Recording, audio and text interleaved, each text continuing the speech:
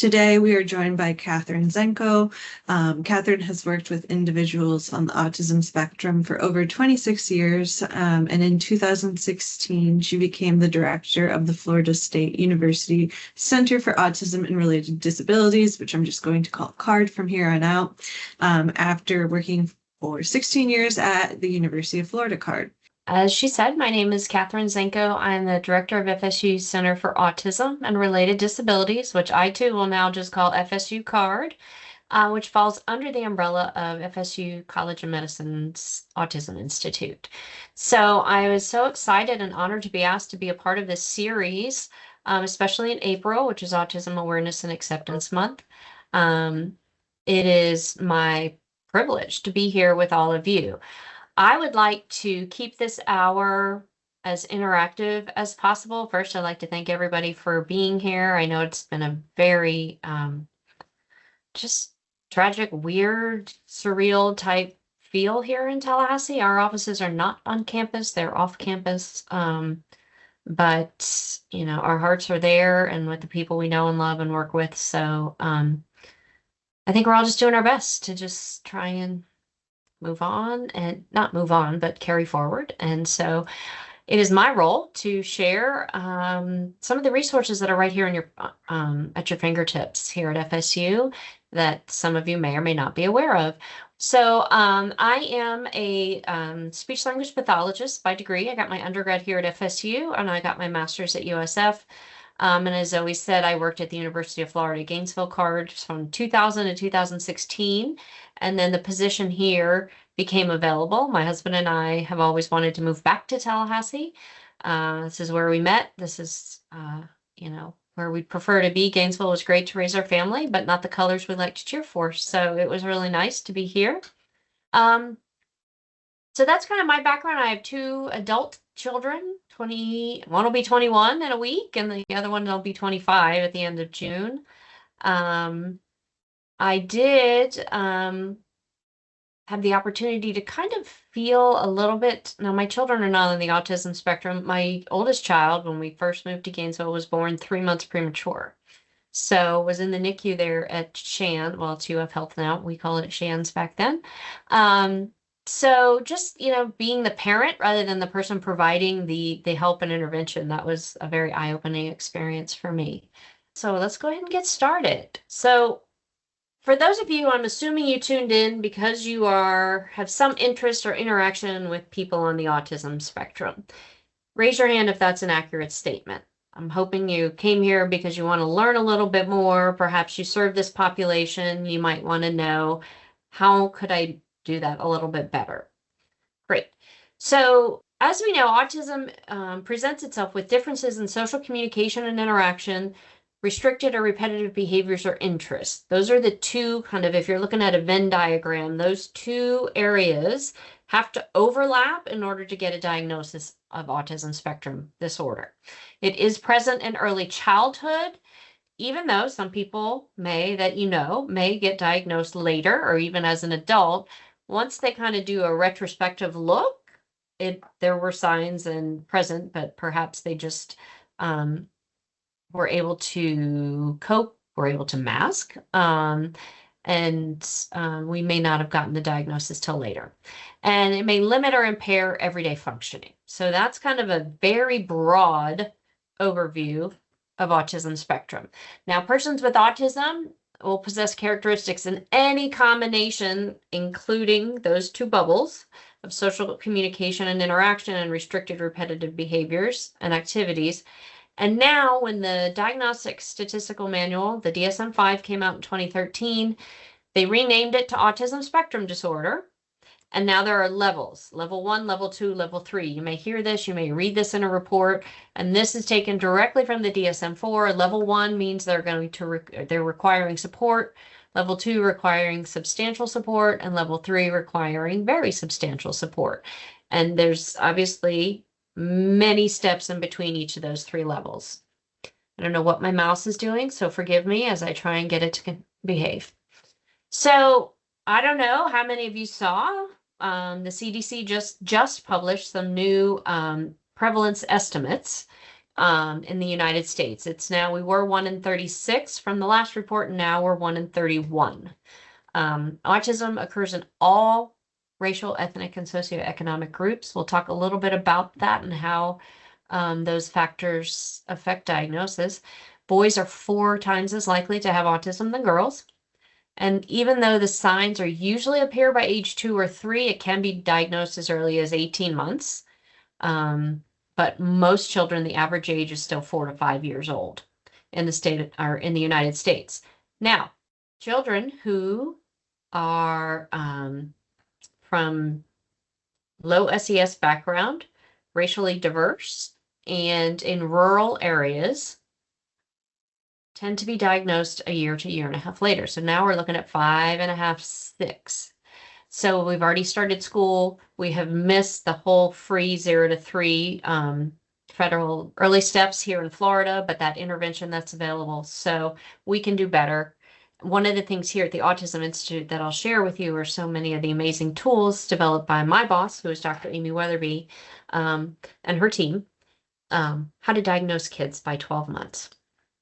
That's the goal, actually with an eye down to 9. But so although, every child and adult you meet on the spectrum is their own individual self, just like all of us.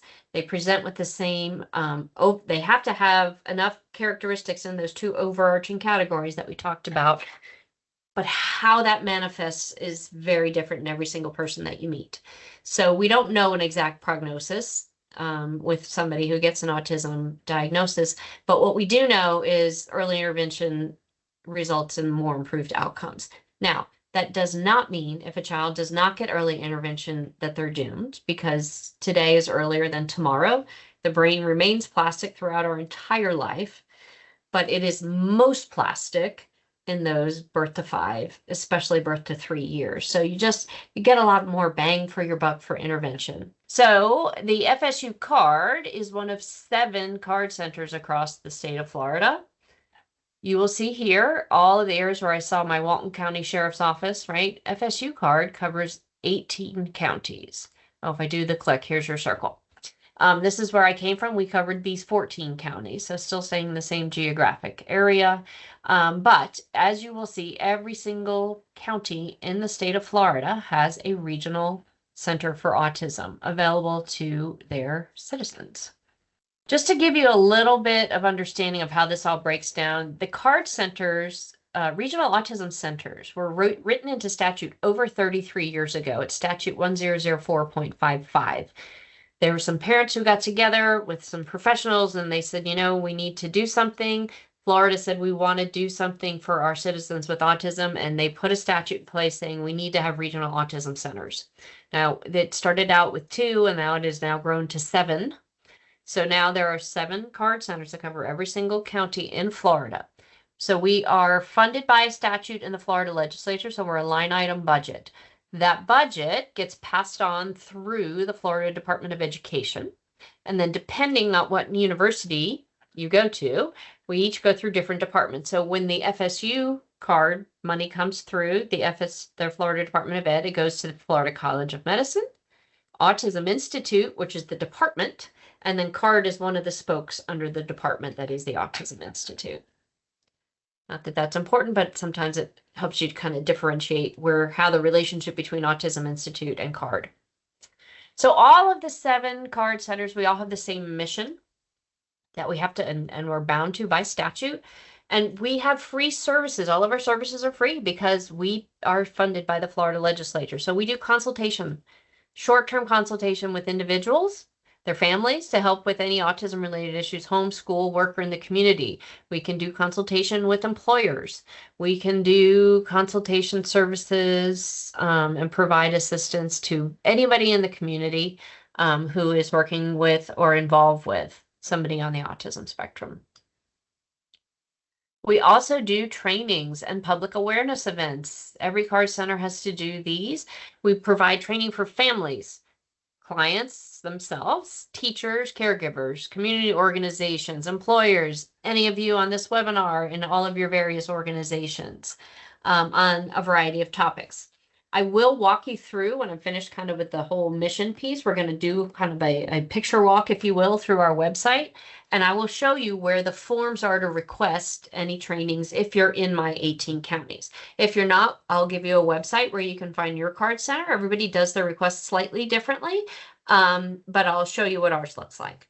And then we also participate in community-based public awareness and education about autism, about FSU Card, and it's not just in April. We do it every day of the year. So April is obviously a busier month just because it is, across the nation and the world, April is Autism Awareness, and we add Acceptance Month.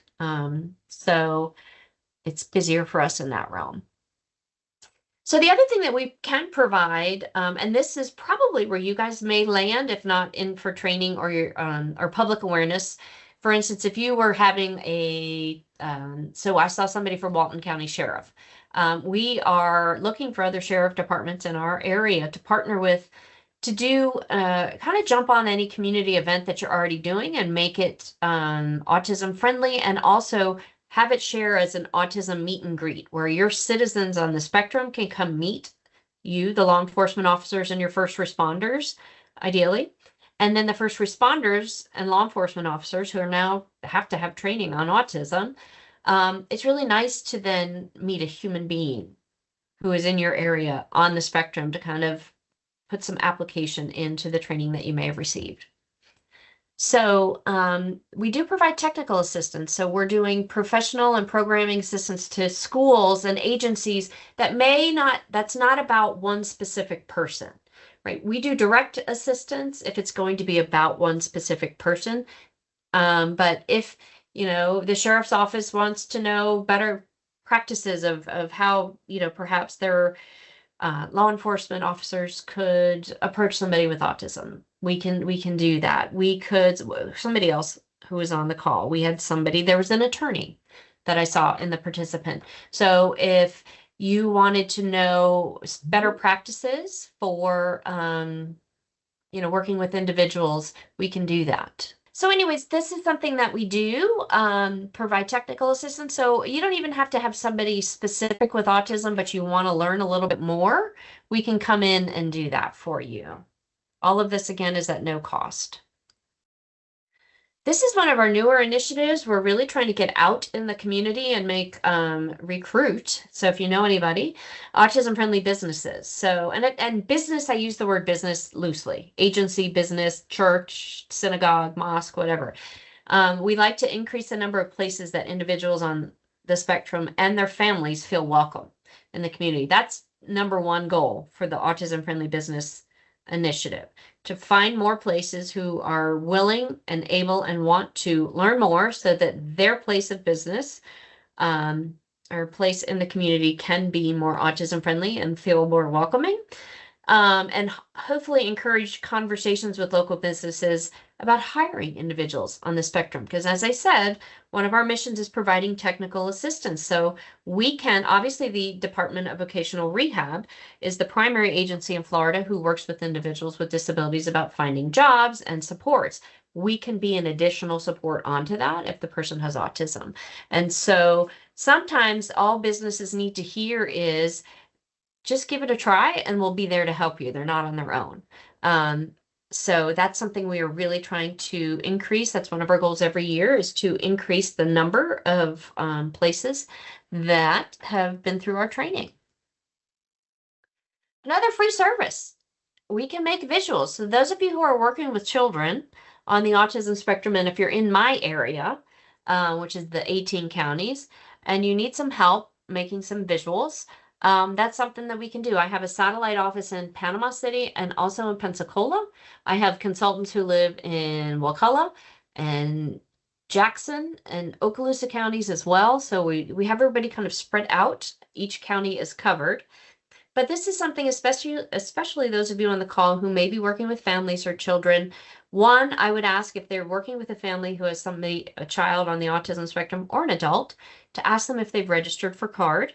And depending if you're in my center, I'll show you how. If not, there's 6 other centers to check in with. But then we can go ahead and work with you and the families to perhaps create some visuals. One of the things that we know about most people on the spectrum is visual supports are usually very helpful. They may or may not be able to take what you're saying and process it as quickly as those words are coming out of your mouth and then disappearing into the sound waves. So putting things down concretely in writing, these are the steps, these are the expectations, oftentimes will set people on the spectrum up for success. The visuals help take some of the demands off so that they always have something to go back to. It helps show what is going to happen, so it builds in that predictability, which in turn tamps down the anxiety of, I don't know what's happening next. For those who may not be able to use words to communicate, this can be also a way for them to communicate. So these are definitely some ways that I think might be helpful for the group who is on here today.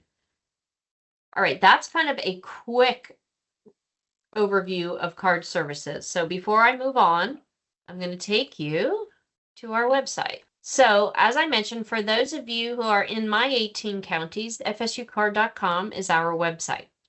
For those of you who are not, I want you to scroll down to the bottom of this page, and all of the additional card centers are linked here. Okay, and you just click on them. Right, so let's click on my friends at FAU, and it's going to take you right to their website. Request services, that would be where I would go. All right, so let's go back to mine just because I'm more familiar with my website. While that's buffering, does anybody have any questions about card? We do have one question in the chat. Great. Which is, would a preschool be included in your training course? Yes. Absolutely. If they ask to be, yes. And I'm actually going to show you two ways to do that. When we jump into Autism Navigator, which is one of the resources created by the Autism Institute, there's a course for preschoolers, but we can also come out and do more customized. So let's say you have a preschool who'd like more training, and they are in my areas. Do you see under Forms, right here up at the top? There's a drop-down menu already, but if I click on that, it's going to take me to this web page.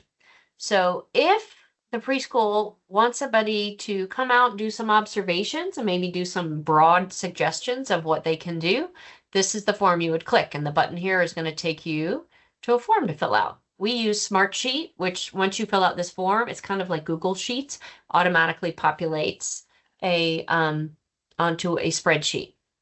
If you would like training, any of you would like training, we ask that there needs to be at least 5 or more people if we're physically coming to you, and even virtually.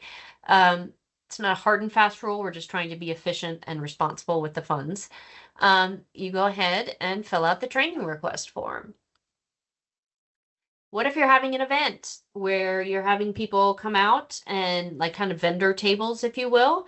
You fill out a public awareness request. Now, I'm not allowed to pay to be a part of any type of resource fair because we're a nonprofit and we're not charging. So if that's the case, I wouldn't be able to participate in your event. But if there's no cost to us and we're just there to share information, we'd love to. We do ask our clients to do an annual update form.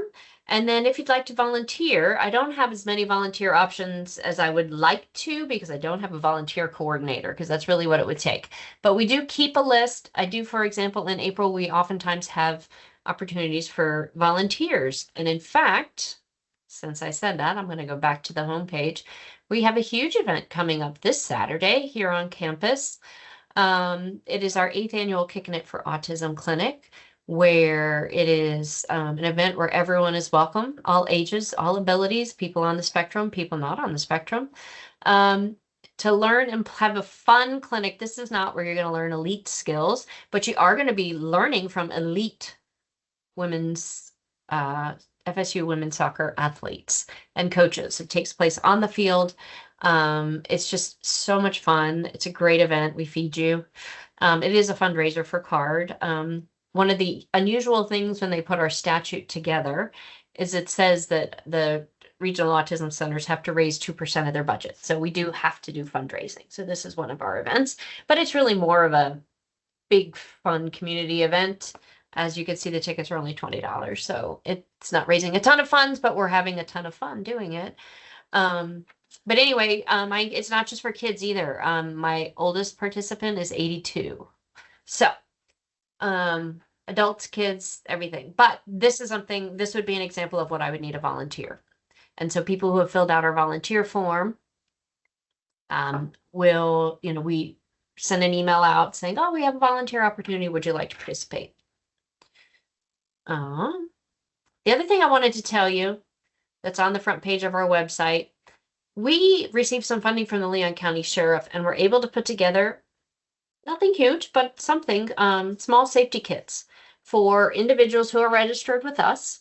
And I'll show you how to become a client and direct people to how to do that. But it's not for everybody who registers with us. It's for those individuals who have a tendency to elope, may not understand danger. We need to make sure that we're doing our best to make sure that we have tabs on them at all times. So the safety kits include 2 door alarms that if somebody opens the door, a really loud, obnoxious sound goes off to alert somebody that a door has been opened. Seatbelt covers that the Leon County Sheriff printed. It says, I have autism. So when first responders make any traffic stops, they will see that. A lot of people you'll see they have stickers on cars. When we went back and forth on that, I see the pros and cons. It's easier to see, but it's also easier to see. So people traveling know that there may be somebody who is more vulnerable in the car. So the seatbelt covers are a little less obvious to anybody driving by. And so we have this request, safety kit request, or if you only need a seatbelt cover. And then, as I mentioned earlier, our autism-friendly businesses. Here's just a list of some of the people across the 18 counties that we've worked with, and more information is here. And then you will see on our webpage different things that are coming up.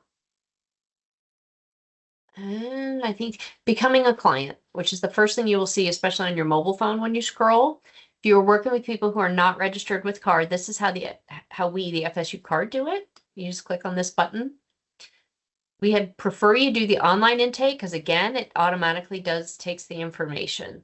And then we have it and we jump back. If you are an agency working with a family and you have access to documentation of their diagnosis, that makes the registration process so much faster. We have to have documentation of diagnosis if they're over 9. If they're under 9, we need, and they don't have a diagnosis yet, they might be seeking diagnosis.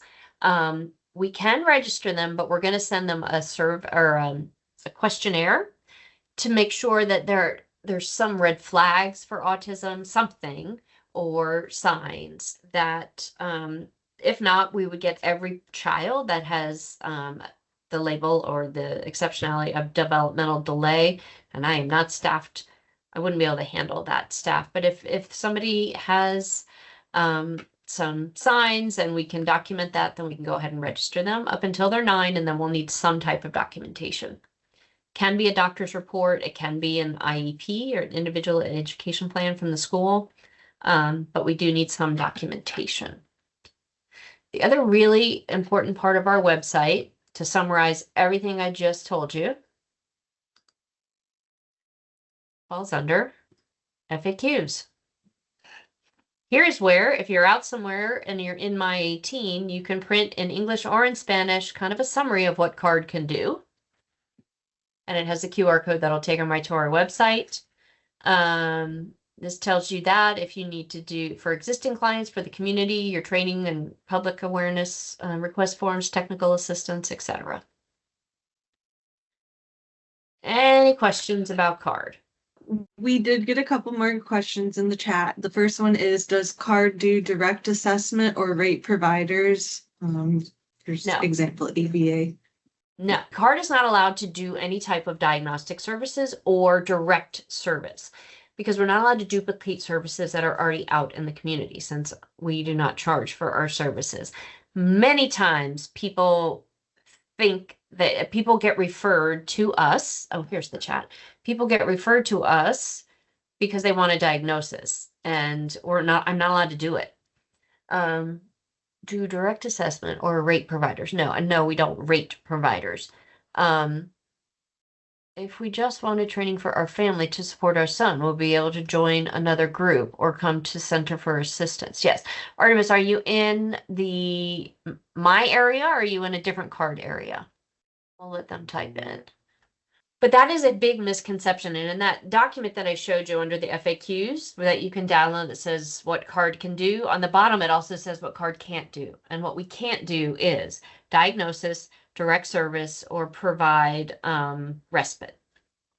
Okay, so Artemis, if you have not registered with CARD, that's step one. I want you to go to our website and click become a client, and then you'll be assigned to one of my consultants depending on your child's age and area, and then they can kind of guide you through what services are available to you.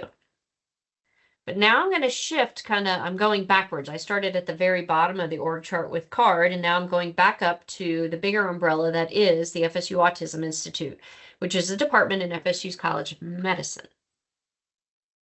One of the resources, and somebody who asked about preschool training, and even Artemis wanting to know training for your family, depending on how old your child is, this is where I would have you start.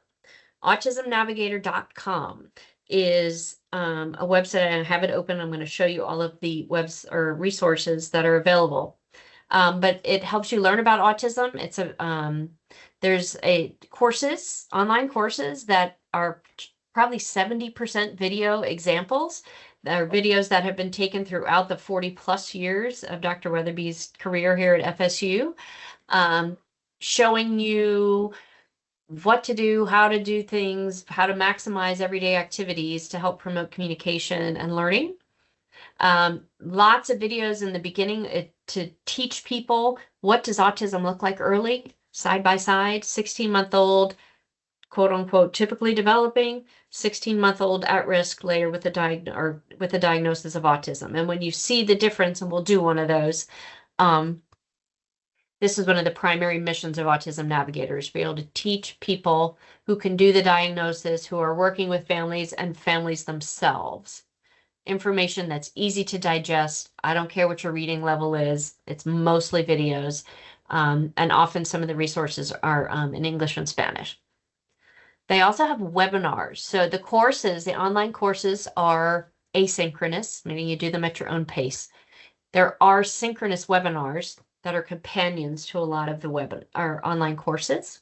Autism Navigator, this is what it looks like.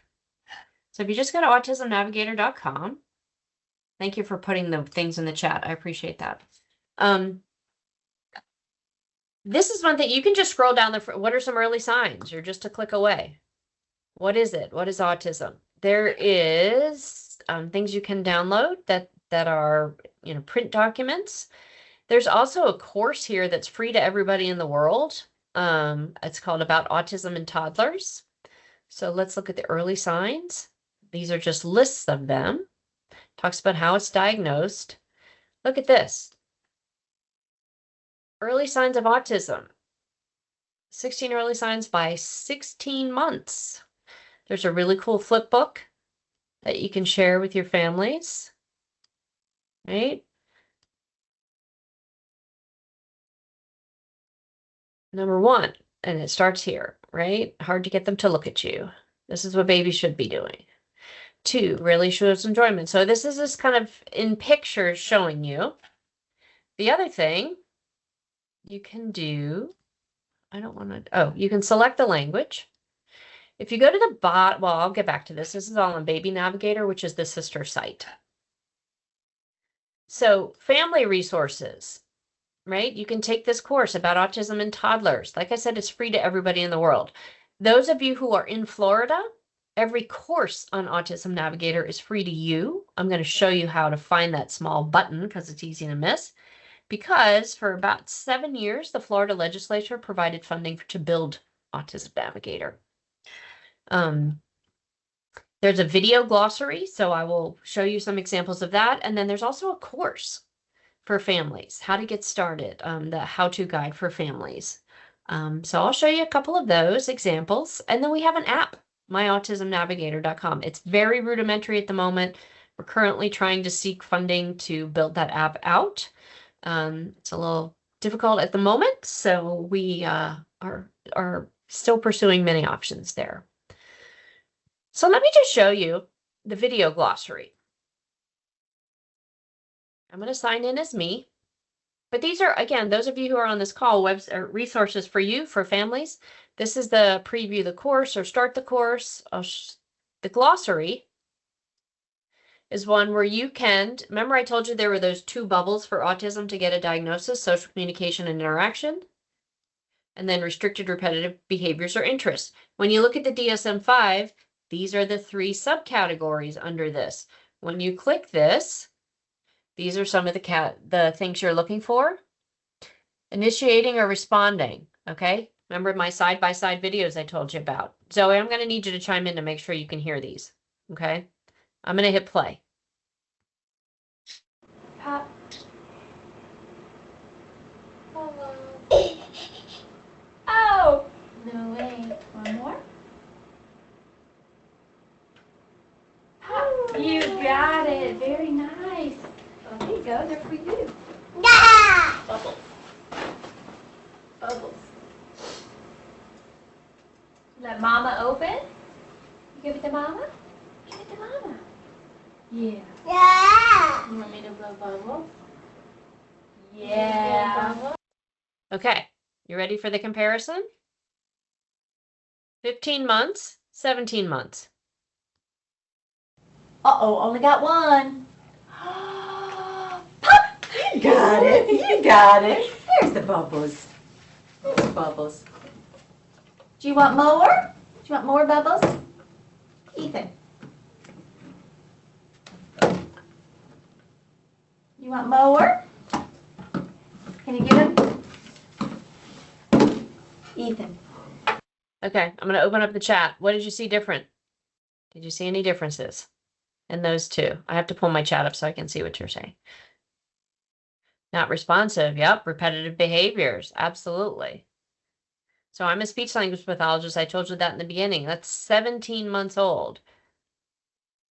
I didn't hear a word. I didn't even hear a sound. Right?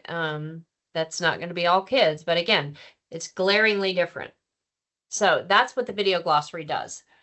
Takes you through every single one of the categories and descriptions in that DSM-5, and it'll show you videos. The other thing for those professionals who are on the call, or even parents,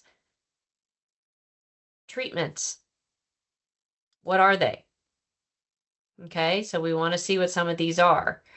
So it's just an explanation of PBS, for example, or PECS, Picture Exchange Communication System. So there are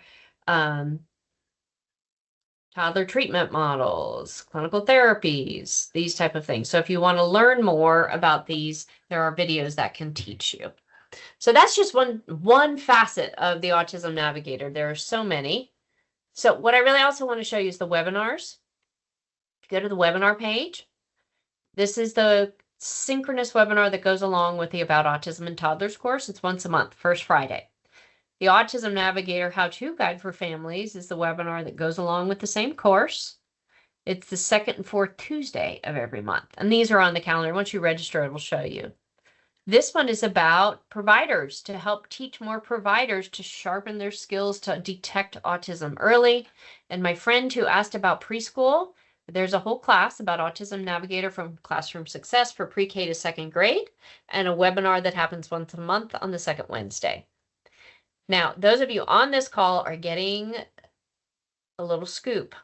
Our Autism Institute is June 17th through the 19th. Registration's not open yet. We're still working on that. I do have my presenters lined up. It's going to fill up fast because our first day is always typically, and it is this year, our heavy science day with research. We have a new faculty in College of Med, Dr. Ledbetter, who's going to be talking a lot about biomarkers and autism. And then in the afternoon of the 17th, we'll have Dr. Ami Klin from Emory, who has developed the eye tracking device to look at signs of autism. Wednesday, we're going to have one of our very own from the College of Education, Veronica Fleury, who is fantastic and is going to talk very practical evidence-based strategies to use in the classroom. And then Thursday, the last day, we actually have Temple Grandin. And for those of you who don't know who Temple Grandin is, she's an adult on the spectrum, very famous. They made a movie about her. She has her PhD, was nonverbal up until about age 4. or non-speaking. And anyway, anybody in the autism world, she's like one of the A-list celebrities, but we got her. I'm so excited. So that will fill up quickly because we don't charge for our summer institute. So it's on Zoom. You don't go anywhere. People beam in. We have a 2-hour session in the morning and then 2 hour-and-a-half sessions in the afternoon. So now we're going to talk about the sister program that developed out of Autism Navigator. Helps families learn about early social communication milestones, typical social communication milestones, what should be happening. So everybody knows what to expect in their babies. You can watch video clips. So again, I don't care your reading level. In English and Spanish. I think Creole is coming. And then it automatically, once parents register, it invites them to start screening at 9 months old to look for communication delay. But this is the mission, is just to provide resources and tools for families and celebrate their baby's learning. I don't know about you, but if you have kids and that first kid, when they gave it to you and said, go have fun, like they don't give you the manual for what to do, what you should know. So then we now just scroll social media and hope to stumble on, self-proclaimed expert of what to do. Well, stop scrolling. This is based in research. This should tell you exactly what you need to know. The American Academy of Pediatrics suggests that there should be developmental screenings every well-child checkup from 9 to 30 months, screening for all children for autism starting at 18 months, and then again at 24 months.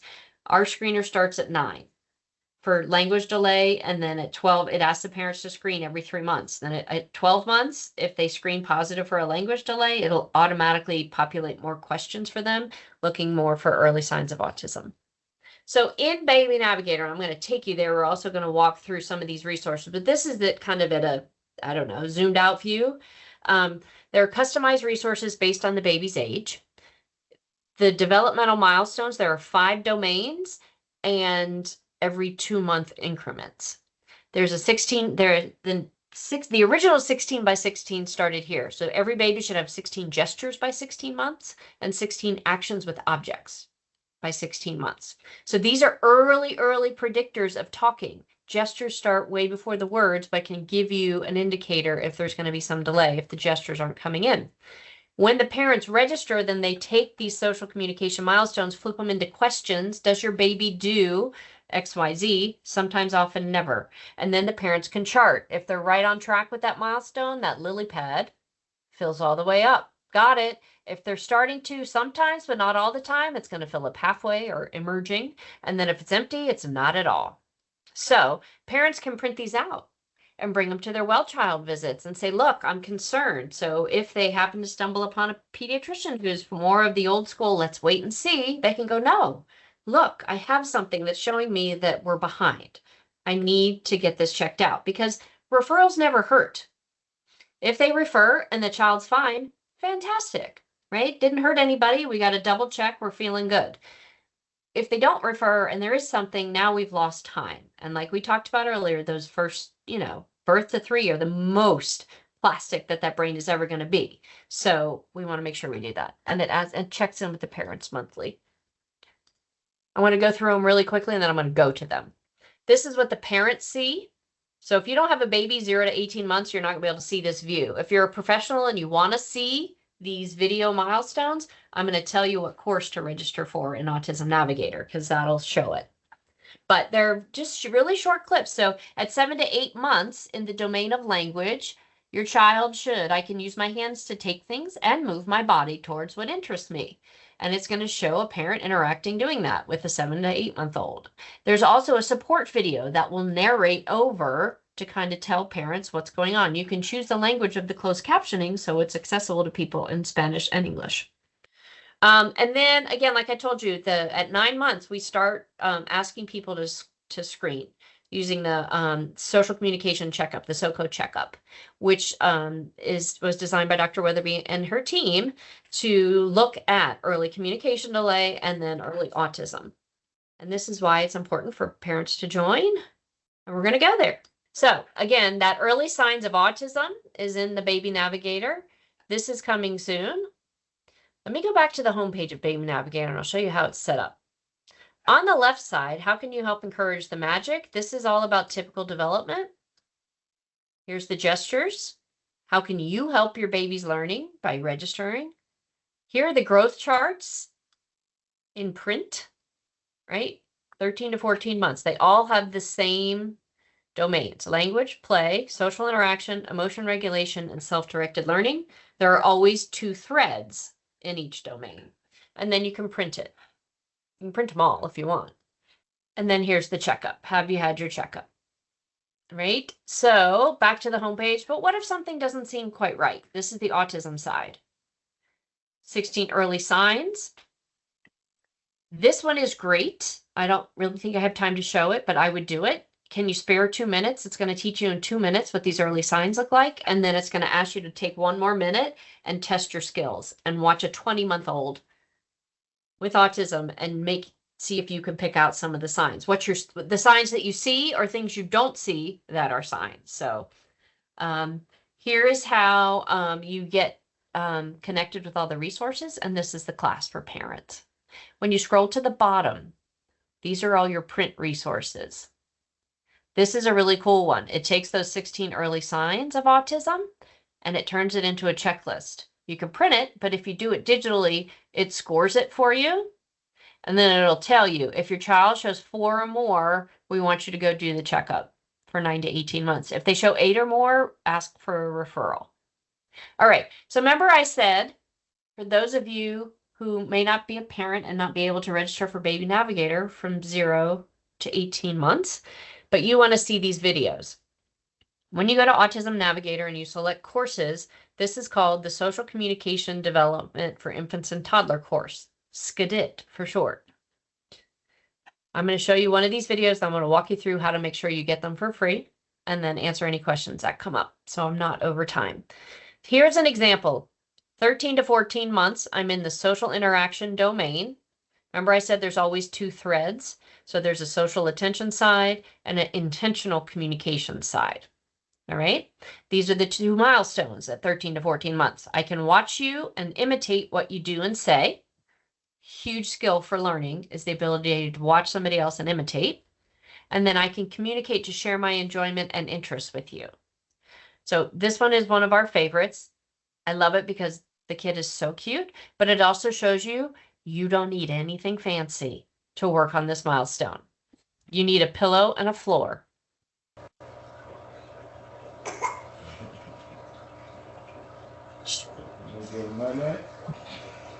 Enter.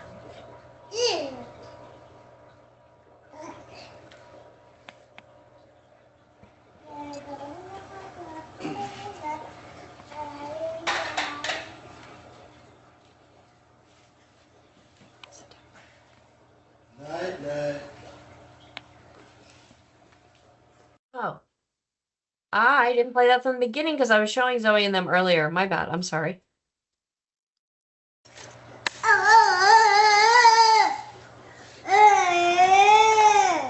Hey, get your pillow.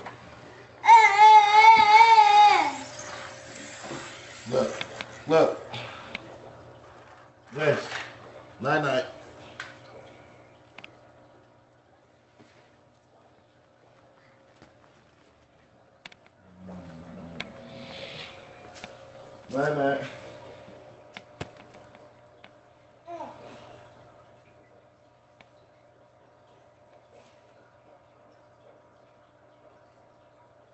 Do you see how cute that is? A pillow, a floor. He's imitating dad, and then he becomes the leader. So they shift roles. All right, last thing I want to show you. I'm going to Autism Navigator. Here are the courses. You can read all about them here. I'm taking you to the shortcut where it says pricing.